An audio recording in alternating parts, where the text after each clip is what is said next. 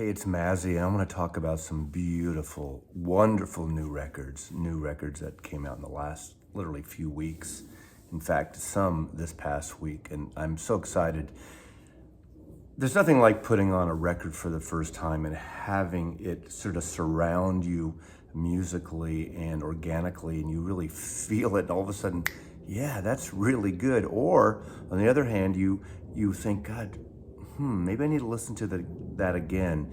And you keep listening and keep listening till it grows on you. Not forcing yourself, but that's also nice to have a record sort of envelop you so much, or have you sort of thinking, You don't want to think too much though, because music to me should just be, just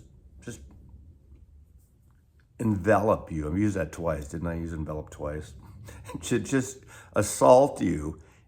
That's even too dramatic. But anyway, you know what I'm talking about, those of you who just love music. And it's nice because this is a little break from, with all these reissues coming out and audiophile versions, which I'm not against. I like new, old, originals. There's even an argument about the term OGs happening. Like, when did that happen? I remember in the late 80s into the 90s, some people referring to originals as OGs. Not across the board, but original gangsta. But anyway, that's semantics, and people are getting too picky with all these things. There's a little too much bass here. There's more bass here. Let's, we'll do that for another day. We'll do the shootouts for mostly other channels and other people to do. I'm not adverse to that. I understand it, but I think what's great about this pile of records, with a couple exceptions, it's new music. And I'm just taking it in and describing it to you and enjoying it because of the music, not to compare to another version. I'm going to start out with, which is one of the best releases I've heard in a while. Literally, it just came out. I've heard the vinyl version 3 times, and that is Bob Dylan's new album. This is called Shadow Kingdom. This is from a pandemic video, a pandemic performance that he did pretty much during lockdown. And I did not see that or hear that. And so I've just heard certain clips prior to getting the record. This is such a beautiful record. This is warm and organic in the best possible way. And I think the best thing Dylan did in the last, 20 years now is self-produce his album under the name Jack Frost. And he has his regular returning band. You can see they're all masked here from the video. This is truly a warm album. I know that term warm is thrown around in records and sound and music, but it is, he plays harmonica, but you don't have that high piercing harmonica playing like he did way back on John Wesley Harding, that would, have wives, girlfriends, and animals around, just run out of the house, that piercing, screeching sound of that harmonica.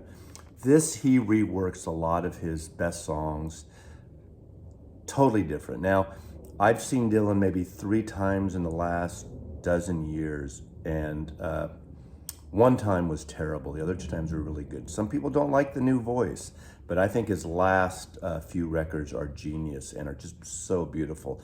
His voice here is that new voice, but it works. You have the sound of the accordion, the bass. This is an acoustic performance, but it's a acoustic performance with his touring entourage, which happens to just really add another layer of it. If you haven't listened to Bob Dylan in a while, and if you maybe don't like the new songs he's writing, I love those songs, you might like this. There's songs like When I Paint My Masterpiece, I'll Be Your Baby Tonight, Just Like Tom Thumb's Blues, To Be Alone With You, Forever Young, which you don't hear a lot lately. I haven't heard a lot in a while from, it came out in 1974 on Planet Waves, and that tour, the 74 tour, the first tour I ever saw Bob Dylan with the band. Wicked Messenger, Watching River Flow, It's All Over Now, Baby Blue. It really hits the spot. This is a kind of a nice Sunday morning, late night record, and it's really well recorded, and I'm just, it's on 2 LPs. second LP. It's basically 3 sides. The final side is an etching. There you go. Nice etching. And so it's highly recommended. It's definitely going to be one of in my top records of the year. But while I'm showing that, I purchased this poster. There's an artist who I was familiar with for the last, God, I don't know, a long time. And we finally met last year when I went to San Francisco. He's from the Bay Area. His name is John Mavrodis. And I know his work because we used to have in my photography agent business a division that represented illustrators. And we had a number of illustrators, so I'd keep up with other illustrators, other styles. My partner really worked with the illustrators where I worked with the photographers. But I knew John's work. Look at this. He does this sort of, I don't know, what does he call it? I'll put a link to his site, and this is a limited edition poster of 200 of them.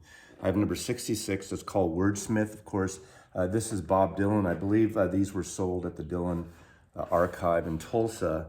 But John does a lot of things, for magazine covers, Newsweek, Forbes, and posters, and just what he does, he takes words that either are quotes from the artist or the subject or about the artist and incorporates them in. So in this case, you can see all these lyrics to songs. But this is a beautiful, I support the artist. These are signed prints, but I just think this is gorgeous. This is going to be framed in the next few weeks. Just really beautiful. So John, what an amazing artist. If I ever do a book, I have a book plan one of these days of Memories of a Vinyl Junkie, my book version of this channel in a way. I think I would love, if I can have the budget for it, have you do the cover. I have some ideas. We'll talk someday if that ever happens. All right, so anyway, that Dylan album it's just really a wonderful album. Now, let me tell you the good and bad in this. First of all, this is Paul Simon's new album, so we're sticking with the sort of the folk Jews of the 1960s, obviously from Simon and Garfunkel. I think he still has his voice. Out of all the old guard been around from the 60s generation, he still sounds amazing. His guitar playing is beautiful, beautifully recorded. This is called 7 Psalms, and it's exactly what you'd expect with that name, Psalms. It's a spiritual record. It's a journey.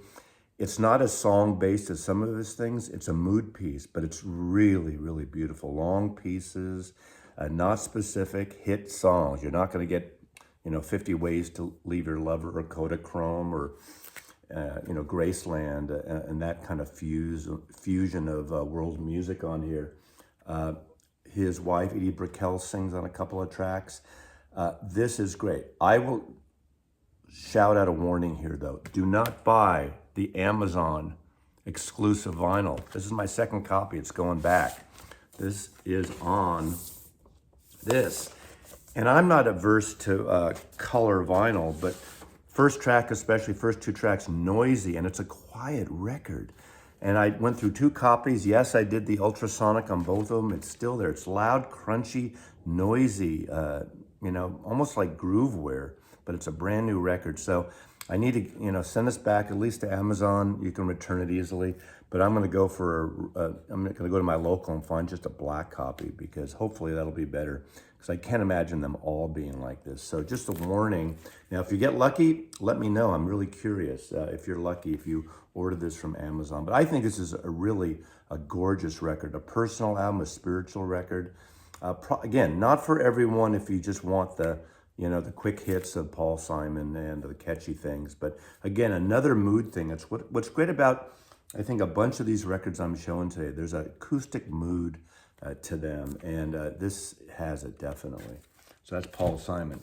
Now, this is something, I had no idea this record was coming out. And Friday morning, I went to my local. I went to Silver Platters, which is the physically closest record store to me. And it's a large store in the Soto district, south of downtown. Everyone's got these urban hipsters, Soma, Soto, Soho. It's got to be, you can't just, anyway. Folkocracy. I didn't even know anything about this album. This is BMG release, and this is Rufus Wainwright. Of course, Rufus Wainwright has put a bunch of records out. I love his sort of finished tenor, but he's got a strong tenor. Cigarettes and Chocolate Milk is one of my favorites of his.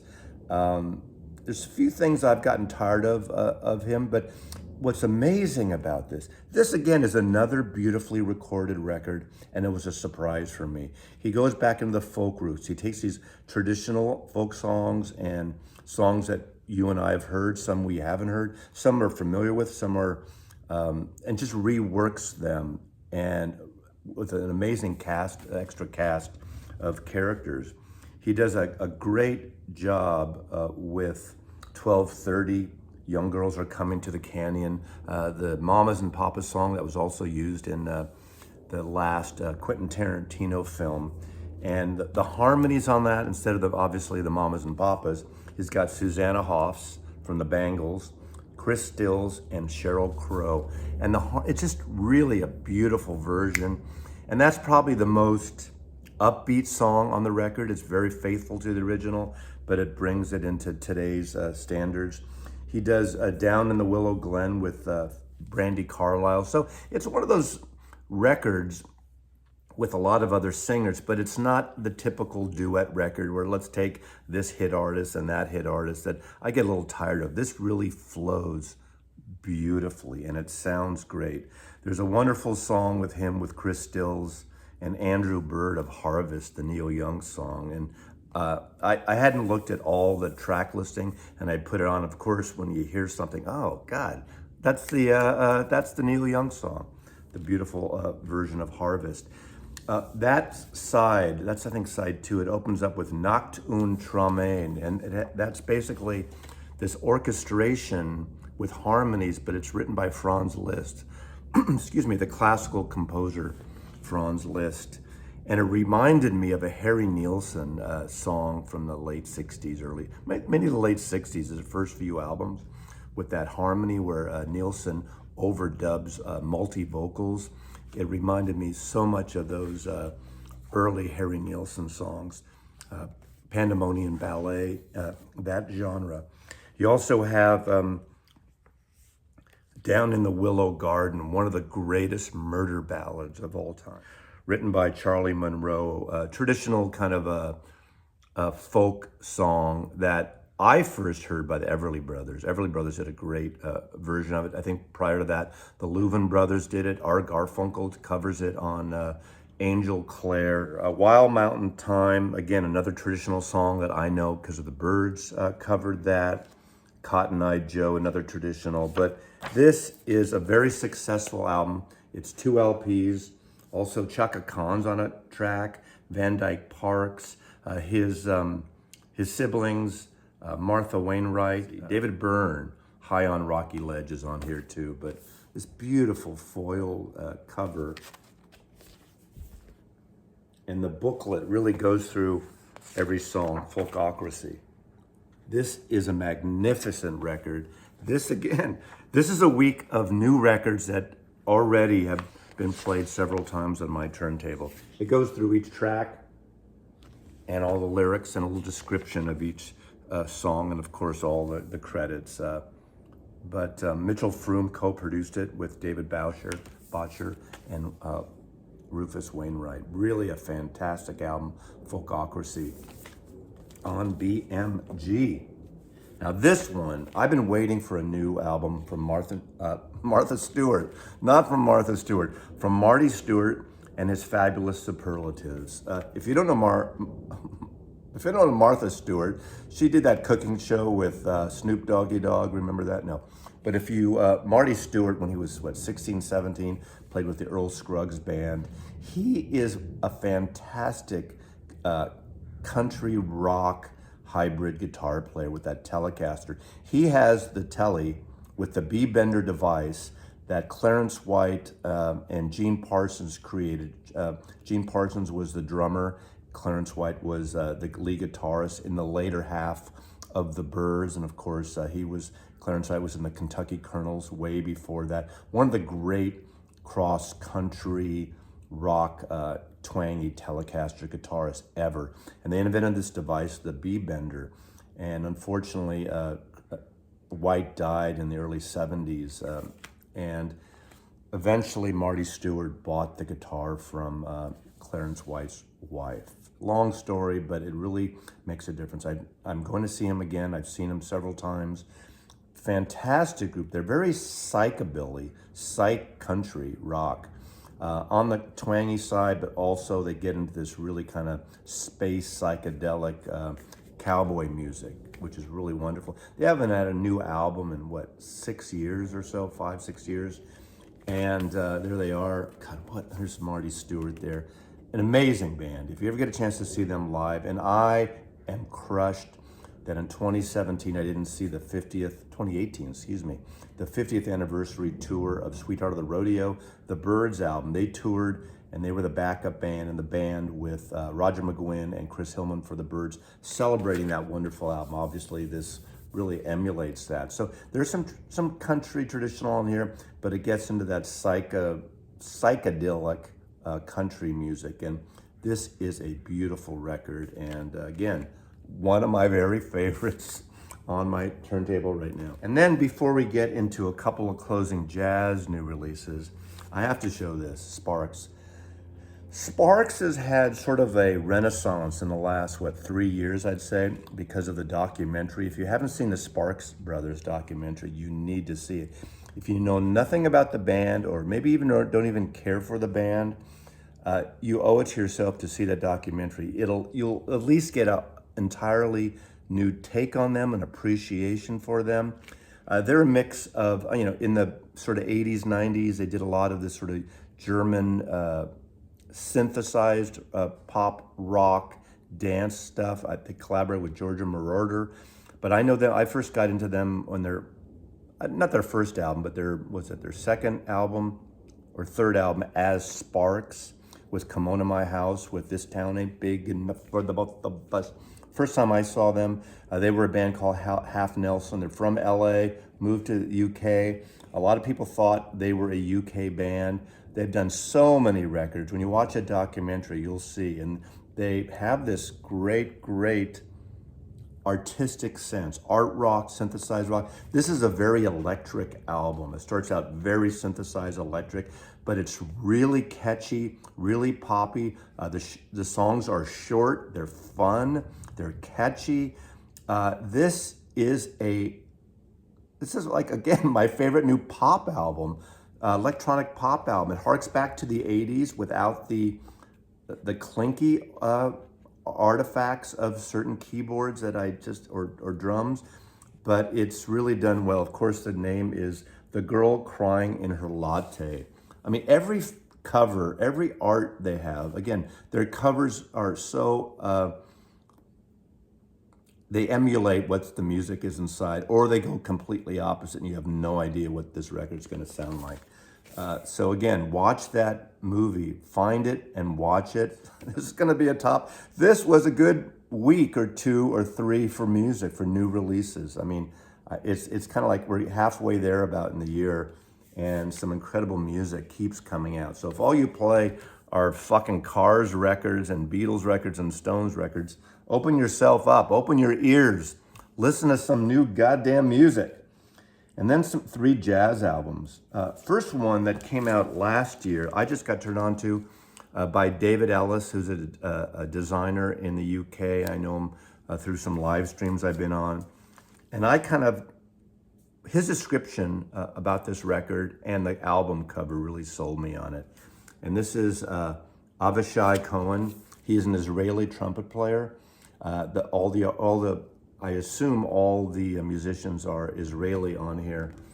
It's trumpet, piano, double bass, and drums. And the album's called Naked Truth. Look at that gorgeous cover. ECM Records, again, like pretty much every ECM record produced by Manfred Eicher, it's his label, and he's been producing records for, I think, 7,000 years for ECM. And this is a really beautiful, quiet record. It doesn't have, ECM I have to pick and choose on. Some of their stuff is brilliant and beautiful. Some is a little too Kumbaya-esque for me, a little too namaste for me, a little to get a massage. Well, that's good. That's a good thing. But this is a quiet album, but his trumpet playing, he's mostly muted, which sounds like that period of Miles, was it 65 maybe, before he got into the hybrid mix stuff where he's doing the mute a lot. And it's really, really good. It's a quiet album for the most part. The last song, he recites his poem over it. Don't get turned off by that. It's really, really beautiful record. So again, ECM, thank you, David, for turning me on to this.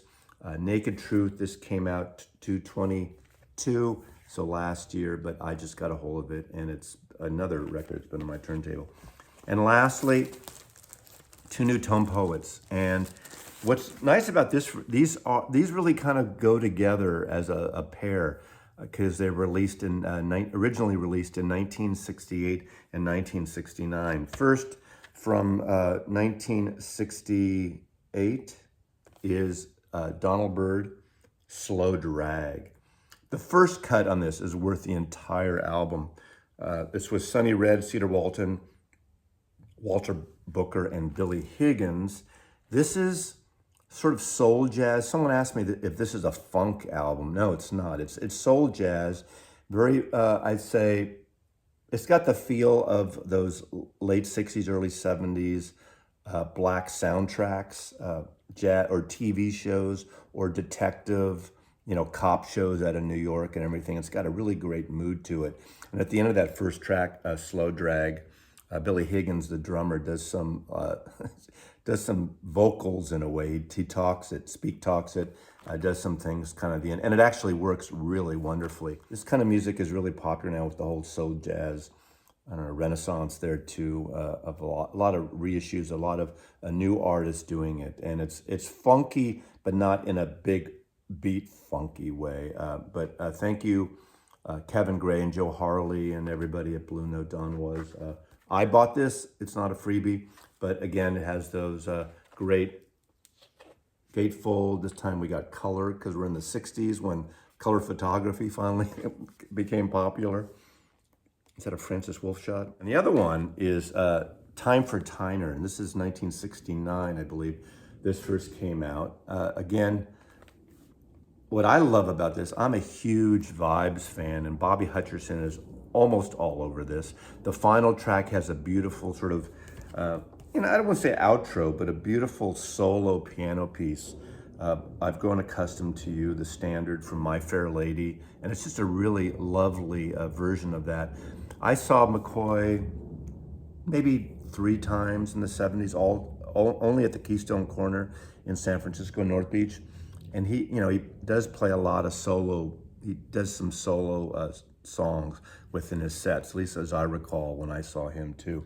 Bobby Hutcherson on vibes, Freddie Lewis on bass, and Herbert Lewis on bass, Freddie Watts on drums, and of course the great McCoy Tyner, piano player. And this is like 2 years, I guess, after Coltrane passed, because he was playing with Coltrane a lot. I remember seeing him, and the whole thing we used to talk about, he was so heavy on the keyboards. It was like, the Led Zeppelin of jazz piano players. I mean, just really intense in a good way. So this is Time for Tyner, Tone Poets. And that's it. That's enough. That's a lot of great music. So remember, there's great music now. Don't just buy the same old shit over and over again. Check out some new records. Thanks for watching. Mazzy loves you. See you next time.